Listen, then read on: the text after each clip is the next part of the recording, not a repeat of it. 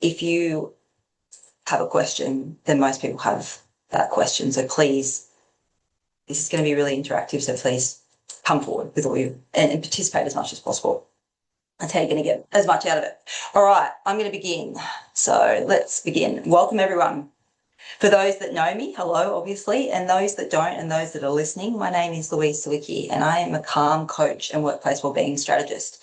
So I help and teach burnt out, stressed out, time poor leaders how to use calm as your strategic advantage, one calm moment at a time. So what does that mean, really? I mean, we're living in a world that glorifies busyness, don't we? We wear burnout like a badge of honour. We're always feeling stressed. If we had a stressful day, then it was a productive day, and then that we consider that a good day, in inverted commas. So we attach our output to our worth, essentially. And over time, what's this doing to us? We're all living in some form of low-grade stress, if not high-grade stress. I mean, we're the most burnt-out nation in the world. 50% of us will be burnt out at some point in our lives. 75% live in chronic stress.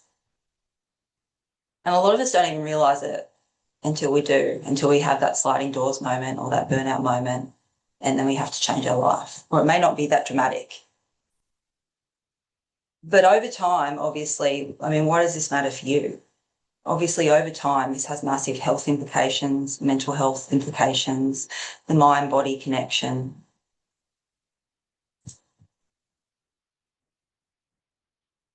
And we all know that the decisions, better decisions, are made through calm. We can find solutions, we can find answers to questions through calm. So that's why, over and above the health issues, that it matters to you as leaders, because we make better decisions from a place of calm. A little bit of a background around me, for those of you that don't know, I had a 6-year fertility journey, and it wasn't really, I spent all of my whole life really up until my mid-30s really living in, I would say, chronic stress, and I didn't even realise it. On the outside, everything looked fine. I mean, I was living the life a lot of people would probably be very enviable of. I had a great career, a great partner who's now my husband. We travelled the world. We'd just come home. We bought our first house. Everything on paper looked perfect. But underneath, my mind was essentially poisoning my body. And it wasn't until this one defining moment when I walked into my fertility specialist office after 5.5 years of fertility issues, and she said to me, she delivered a failed pregnancy test result, and she said to me, Lou, this is never going to work unless you change.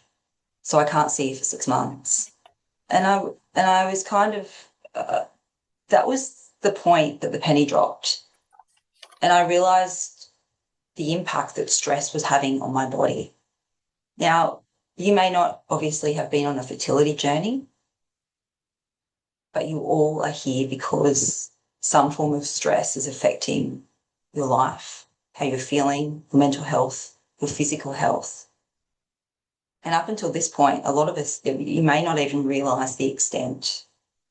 But today we're going to talk about and take you on a bit of a journey so you can really connect with what your stress is. And I'm going to show you that it's really simple to change your internal state easily and quickly, and you can do it today, and that will change your life forever. So welcome.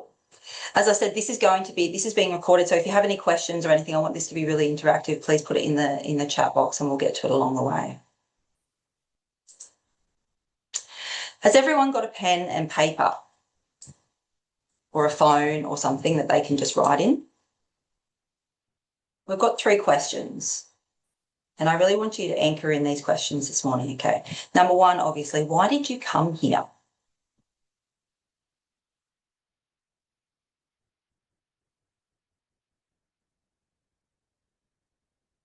What were you hoping would feel different by the end of this?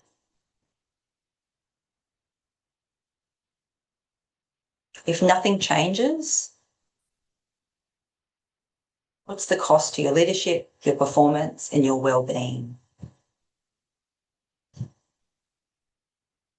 I'm going to give you a couple of minutes to have a think about this.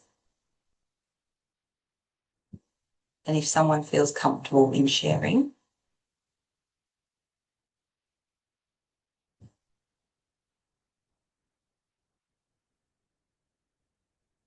I'll just give you 2 more minutes.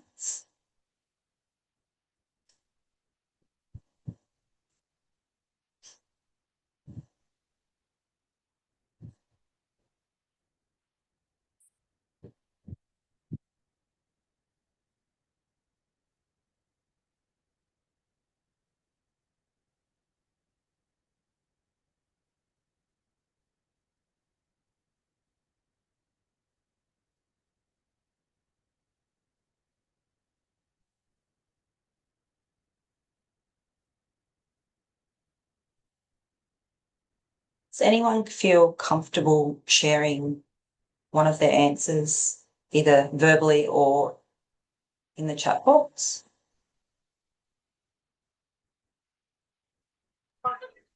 Yeah, I can. Yeah, absolutely. Renee, go So ahead. the main reason I came today was the word that I wrote down was clarity. Yeah, I think it's clarity over where I'm at and clarity over maybe what calm looks like and what being frazzled or whatever you want to call it looks like. So just a whole lot of clarity is what I came for. amazing. So how do you expect to feel at the end of this, do you think? Sorry, what was that? How? How do you want to feel by the end of this?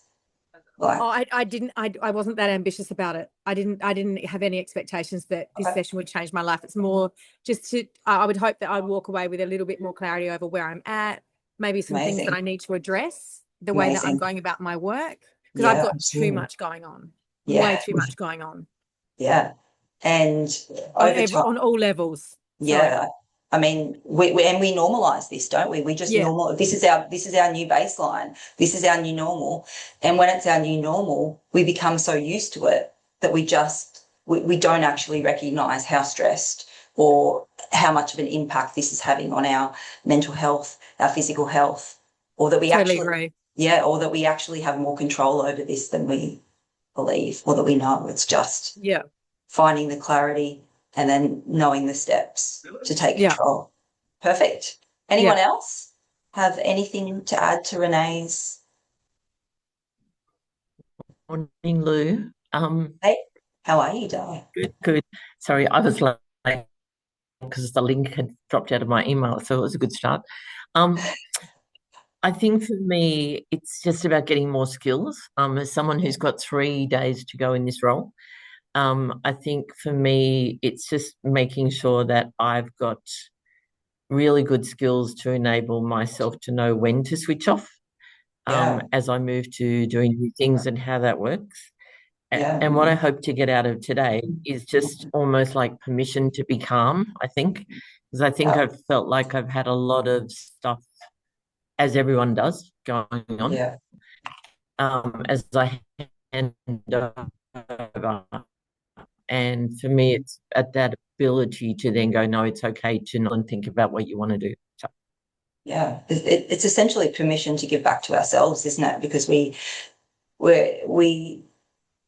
spread our energy so thin and we give to so many people that we don't give ourselves permission to give back to ourselves, and we find every excuse under the sun, even though we are busy, as to why we shouldn't do that thing for ourselves, or we shouldn't give back, or we shouldn't spend some time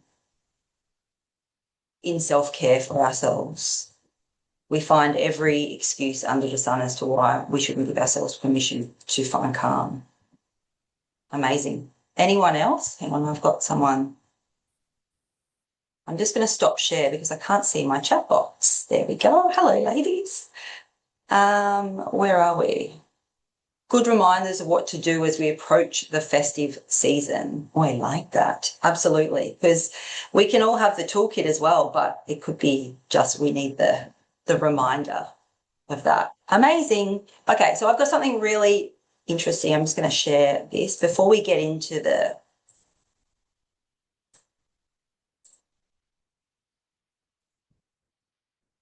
This again. All right, before we get into the science of everything and a little bit of strategy, I want everyone, if you feel comfortable, to close your eyes. Get comfortable.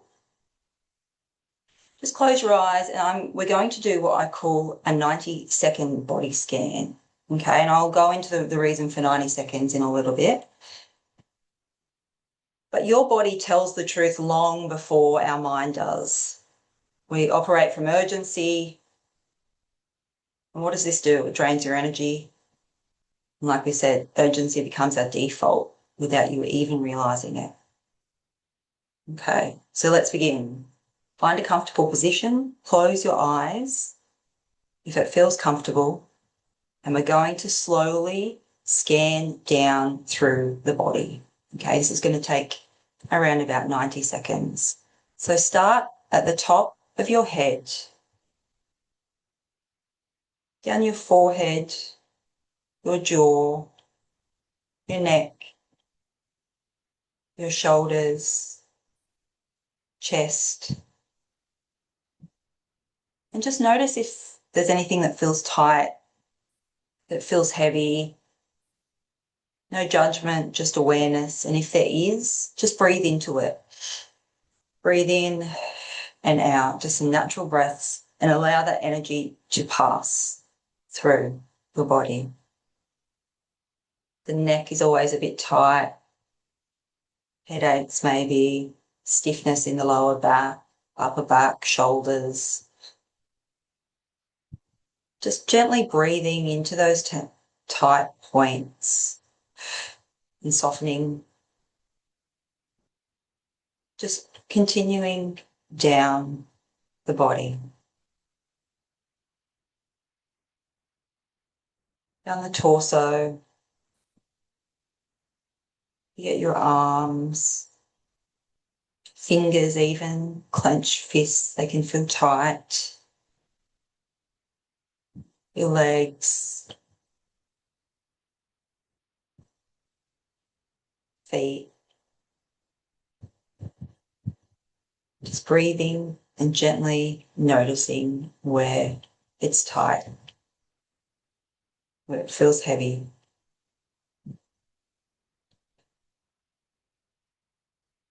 I'm going to sit here for another 15 seconds, allowing that calm, gentle feeling to come over you.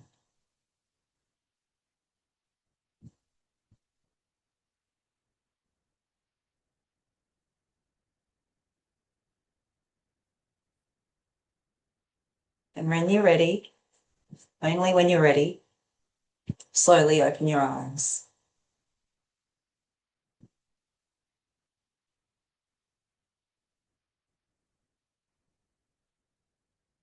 Does anyone want to feel what they noticed?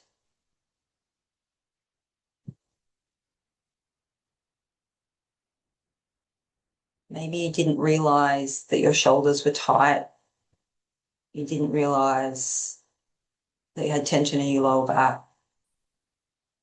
And did you notice a shift? Did anyone notice a shift? Yeah, yeah. So what's this? Okay, so the 90 seconds. Why the 90 seconds? Because I wanted to show you that you can change your internal state fast. 90 seconds. What's the science behind 90 seconds? So Dr. Jill Bolt Taylor, she's a neuroscientist.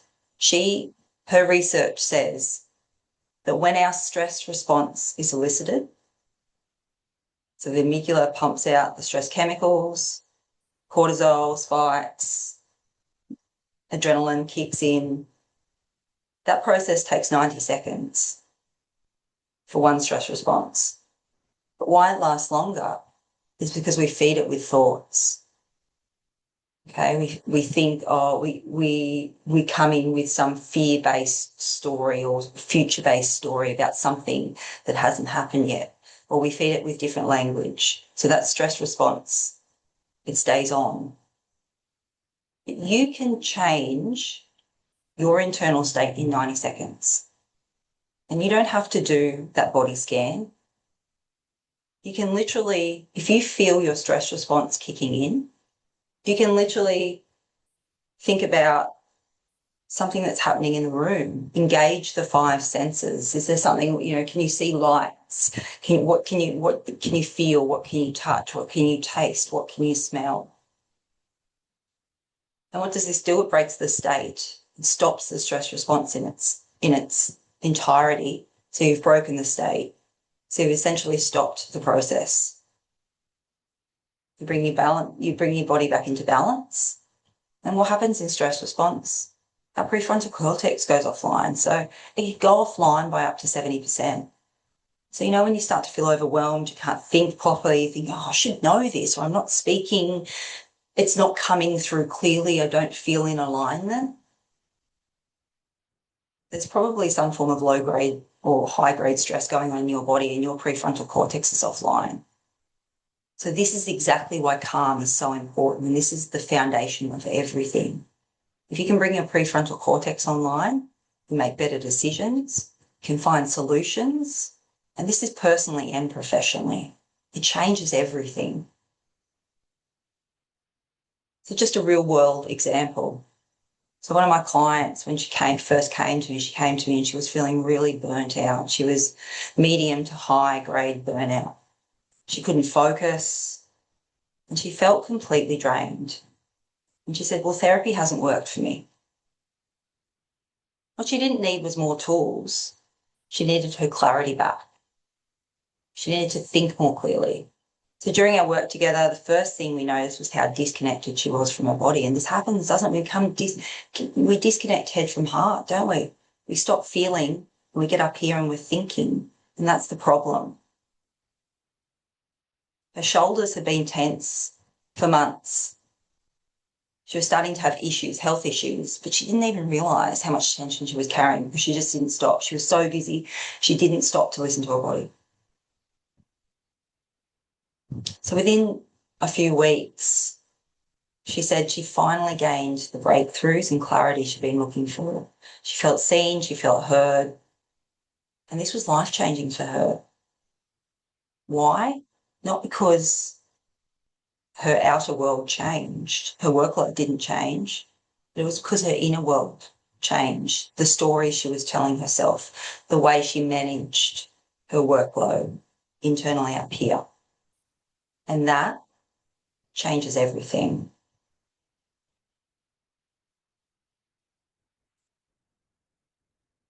Okay, the calm leadership method. Everything that I'm going to teach you today, I teach all of the leaders that I work with as part of the bigger model, which is the calm leadership method. Everything starts with regulation.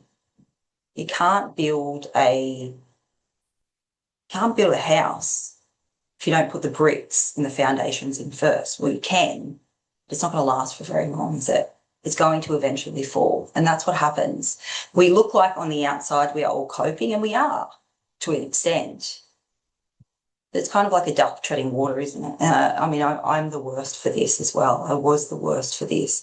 On the outside, I was from Byron Bay. Everyone thought I was so laid back. I was almost horizontal, I was just had it all together.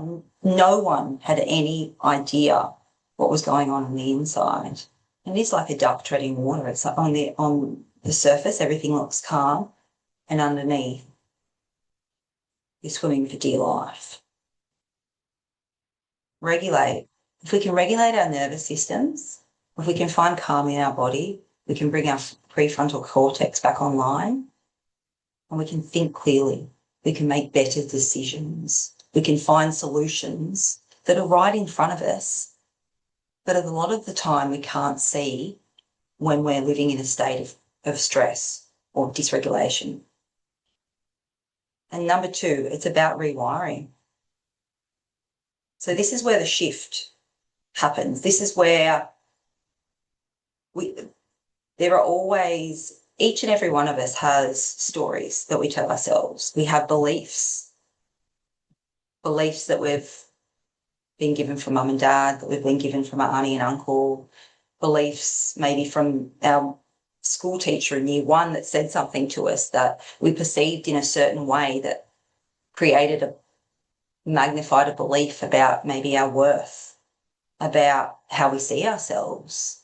I mean, perfectionism, people pleasing, and our incessant need to be in complete control. What's the root of all of that? It's a belief system that if we don't complete something perfectly, then we're not worthy, or we're scared of what somebody's going to think.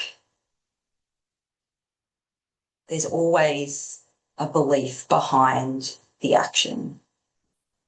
It's not a personality trait. It's just an action. And if we can get to the bottom of why we feel like that, then we can start to create new empowering stories, because a lot of these beliefs that we carry, they're not ours, and they're certainly not serving us. So if we can understand what they are, we can heal them, and then we get to create new. That's the exciting bit. We get to create new beliefs, because we created one belief, we just get to create another. And that's the really exciting bit. And once we've done that, we reconnect. So this is where clarity lives. This is where we can reconnect with our values, our intuition, and what's actually important. Because if we're living a life that feels out of alignment, I can guarantee you're not living your life truly in alignment with your values and your beliefs. If it doesn't feel good, then it's time to look at your values and the beliefs that serve you, and find out how you can start to realign yourself with those values and those beliefs. And this is all about reconnecting. This is what we say. We disconnect head from heart as well. It's easier. It's too hard to feel. So we just disconnect. This is a really important part of the process in finding calm. And not just finding calm now, finding calm long term. So this gets to be your baseline. And restore. Well, this is where calm becomes sustainable. This is where we give ourselves permission to find calm, because we can't, if we've lived our life a certain way, and a lot of us have lived our lives this way our whole lives, we thrive off being busy. We thrive off stress. We attach our worth to our output, and we always have. So it's really difficult to just go from one extreme to the other. So this is why it is one calm moment at a time. It's about baby steps, each day showing up, and just doing something, one calm. And I'm talking about starting off with 90 seconds, because that feels easy. Because if you sit down and you go, okay, if you're someone who, an example, I have a client, okay, and she's she has meetings from 6 a.m. in the morning, literally till 7 o'clock at night. The other day she said to me, I didn't have time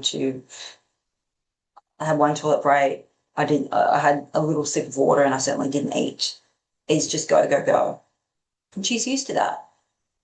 So if she was and that becomes her safety, doesn't it? So you can't just go from that extreme, and she fills her weekends with social events and everything. Her calendar is full. So she can't just go from that extreme to, okay, well, I'm going to spend even an hour just in stillness can be really difficult. This is why meditation can be really difficult for people who aren't used to it in the beginning, because your nervous system is fried. It's just, you can't, it's about giving yourself permission to find calm for 90 seconds, and then the next day, 90 seconds, and doing that for a week, and then say, okay, well, I've done that. Maybe I can extend that to 2 or 3 minutes even. And it's about making it easy and bite-sized pieces. So your brain gets used to those little increment moments of stillness, one calm moment, and then you can build on that. And that's why so many people feel like they're not calm people, or they just can't do it. It's a bit like when you go to the gym or you do anything new. It takes time. You have to build up your strength. You have to build up your muscle. So think of it as building up your calm muscle. You won't be able to just give yourself permission to take a whole day off and lie in bed and relax and watch Netflix and not think that your mind is going to lose its absolute bananas because you're thinking about 1,000 things during the to-do list and how guilty you are. One calm moment at a time. Okay. Can everyone grab their piece of paper and a pen again, okay? So this is, we touched on this in the beginning, but I want to do this again now. So if your life stayed exactly as it is now, same pace, same stress, same pressure, how will it impact you 6 months from now, do you think? I'm going to give you a couple of minutes.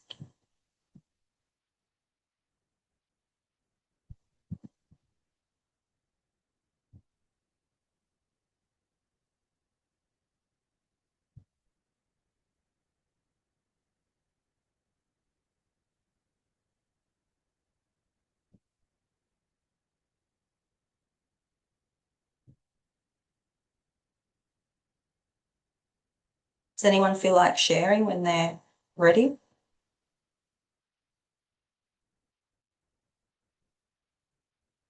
Just going to stop sharing so I can see everyone.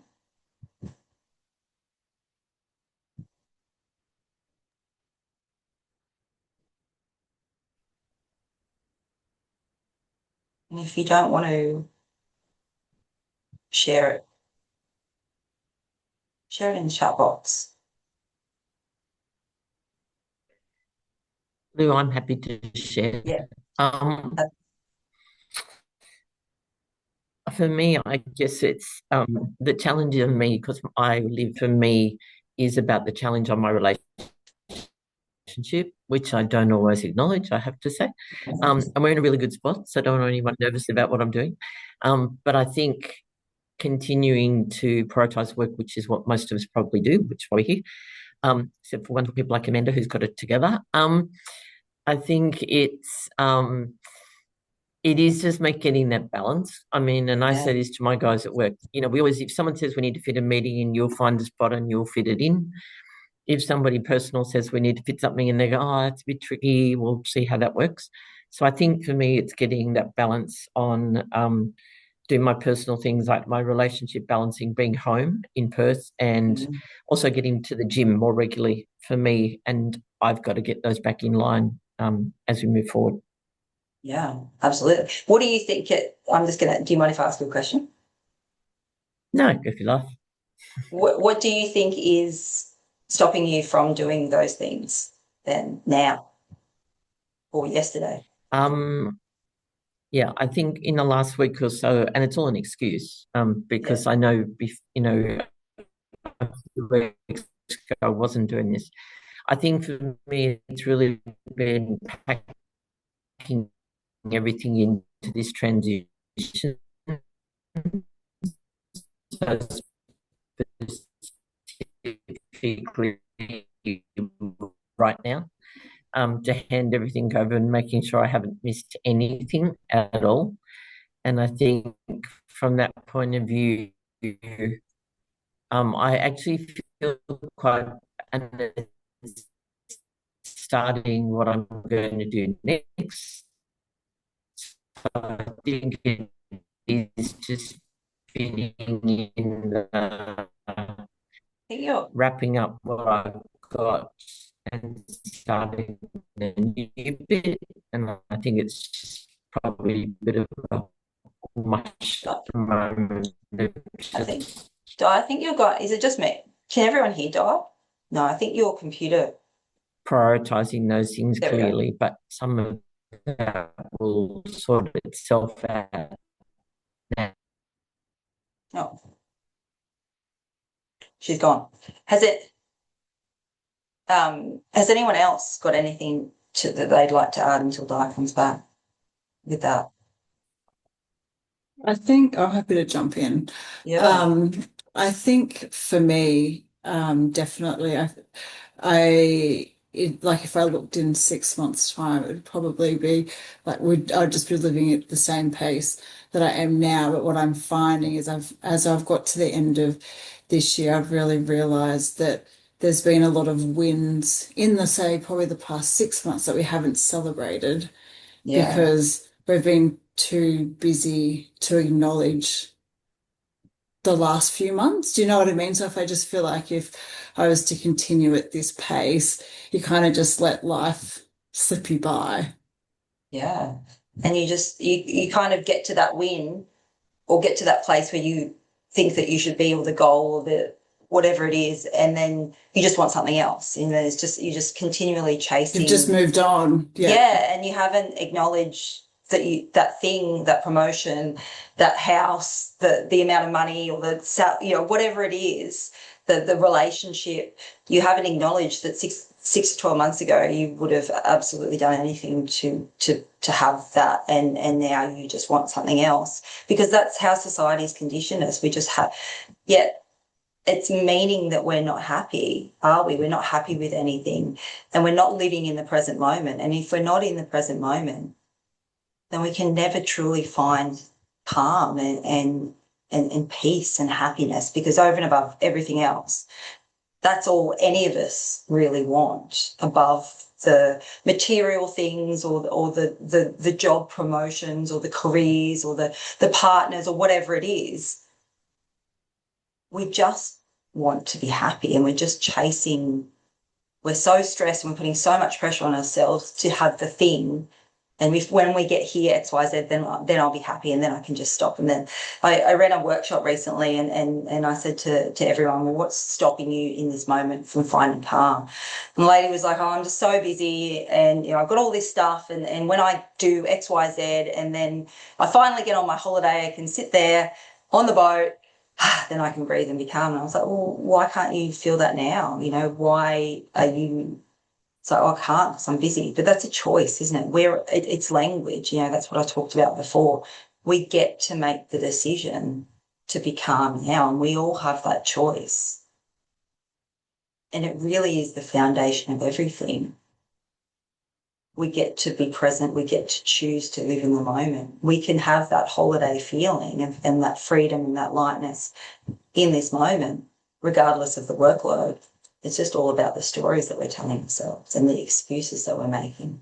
But if we make the decision today that we're not going to make any more excuses, that we're going to go into the next, couple of weeks, which is probably very busy for everyone, but yet, more importantly, into next year, not making those excuses anymore, that changes everything, doesn't it? Di, you got cut off. What were you saying? Just more that I just need to fit in my self-care through relationship management, getting home, and also getting to the gym, versus thinking I need to be in at 7 a.m. to deal with issues in here. Yeah. And so what's stopping us from making that decision? It's obviously the stories we're telling ourselves and the excuses, but it's how stressed we are, because when we're stressed, our prefrontal cortex is offline. We're not clearly thinking, so we're making poor decisions, aren't we? So what's the solution? Doing something every day is going to help you find calm. It's going to help you calm your nervous system. It's going to help bring everything back into balance, reduce those stress levels. So you can go, you know what? I am going to make that decision for myself, because from a calm place, you're more likely to show up for yourself than if you're feeling stressed. So that's how you give yourself permission in the beginning. It's one calm moment at a time. It's showing up every day for 90 seconds. Do it in the shower. Do it in when you're lying in bed, whatever it is. Okay, what's my body telling me? Where am I stressed? Release it. Okay, today's going to be a good day. I'm going to give myself permission to give back to me. Feels a bit clunky in the beginning. It's like anything new. But if you keep doing that, challenge yourself to do that for 1 week. That's it. Just make it easy. This week, for the next 7 days, I'm going to show up for myself for 90 seconds. How easy is that? If you do that, next week, you'll feel this sense of accomplishment. And you're rewiring your brain, aren't you? It's like, well, I can do that, and I can do this. It becomes a bit of a challenge. And then you just keep building momentum, and that's how you create change. long term. Okay, does anyone else have anything to add to that? I'll just share my screen again. We've got one more prompt. Okay, so what would change if calm became your default instead of stress? What would change if calm became your default instead of stress?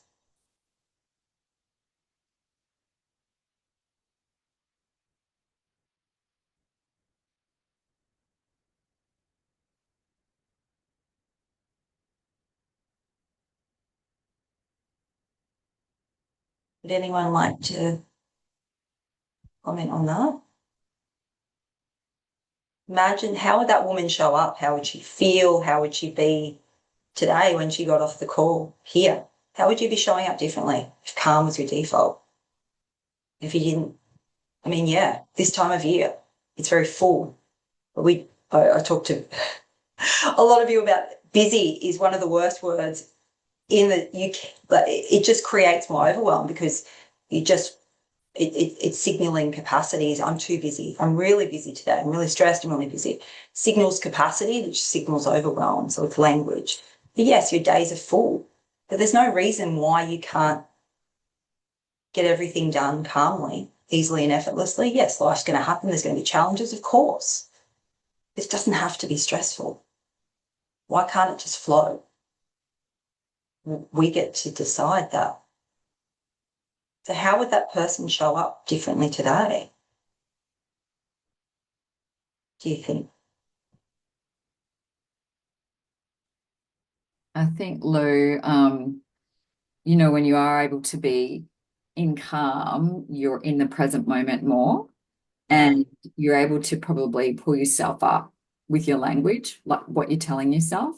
You know, as you said, the default is stress. Oh God, everything feels urgent. But if you're able to kind of notice that and do the 90-second reset or just take a moment, then you can, as you said, choose to respond differently. Yeah. And we're choosing to respond differently because we're thinking clearly, because it's from a state of calm. So we can't, the body is, the brain is wired for safety, it's wired for certainty, it's wired for what we know. So we always default back to what we know, whether it serves us, whether it doesn't. And what we know is that stress state that feels good because it doesn't feel good, but it feels safe and it feels warm and it feels comfy because we know exactly how it's going. When you wake up in the morning and this is going to be such a stressful day. I've got so much on. I'm so busy. Of course, it's going to be stressful, but you know, it feels comfy, doesn't it? It feels like a big warm blanket because it's like, oh, I'm used to stress. So that feels good. So when we decide to change and that this is not serving us because of mental well-being, health, overall physical, the whole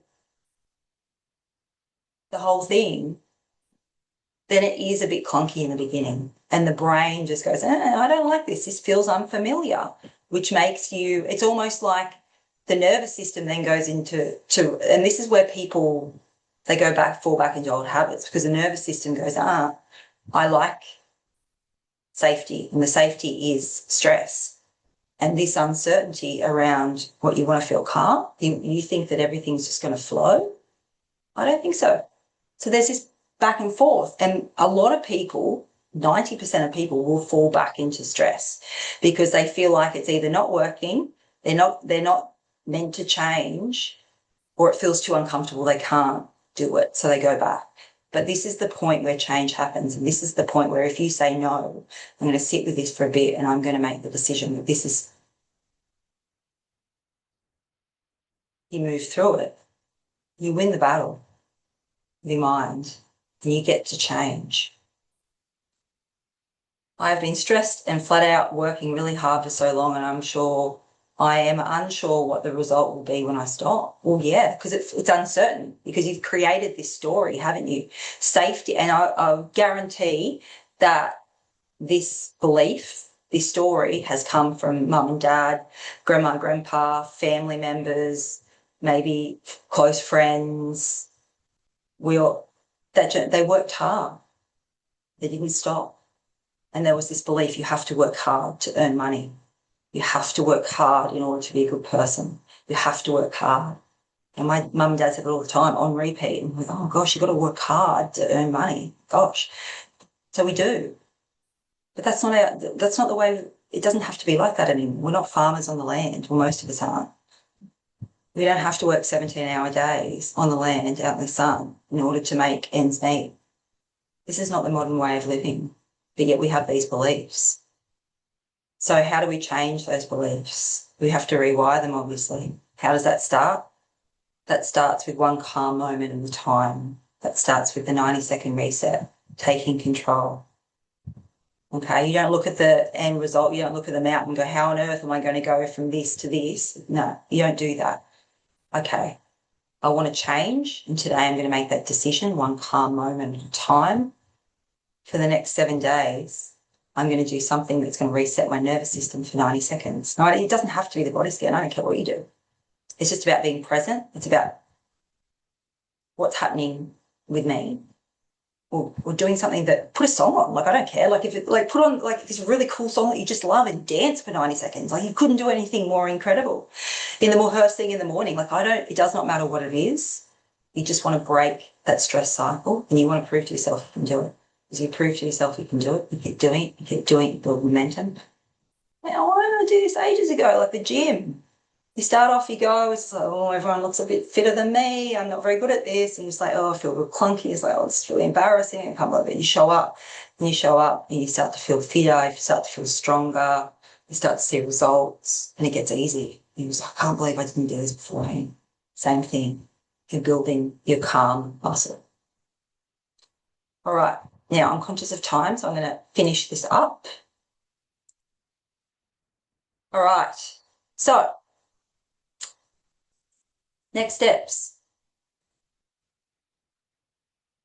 I have a calm woman reset booklet. So feel free to go online and download that. So it's pretty much got everything that we talked about and even more in there. That's your reference. I'm going to send through this this presentation to you as well. But if you want to book a virtual coffee date with me and have a chat about next steps, I'd absolutely love to chat with you. If you feel like that's something that you want to do, I'm going to email a copy of this recording out to everyone and a link to book a virtual coffee date with me if you wish. Now, does anyone have any more questions before we finish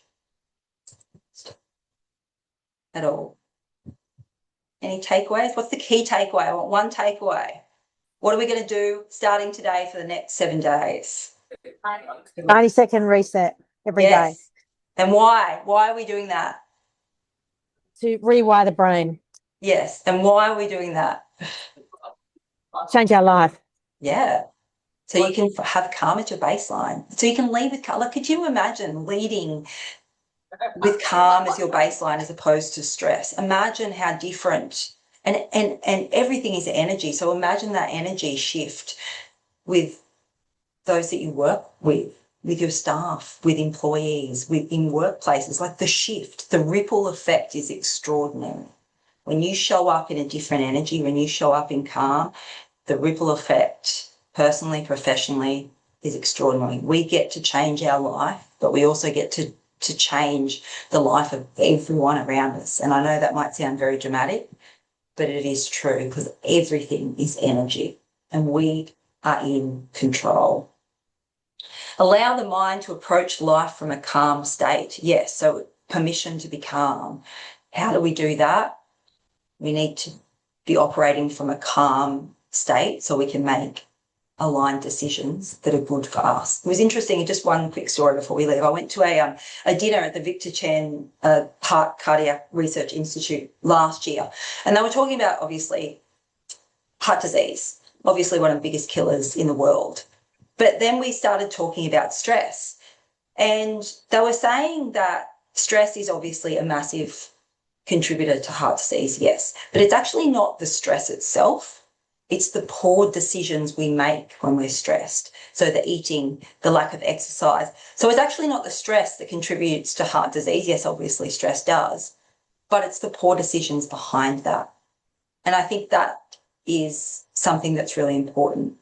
because we're not thinking clearly, we're making poor decisions, and we're not making decisions that are in line with our values, where we want to go, what's a mutual exchange of energy for us.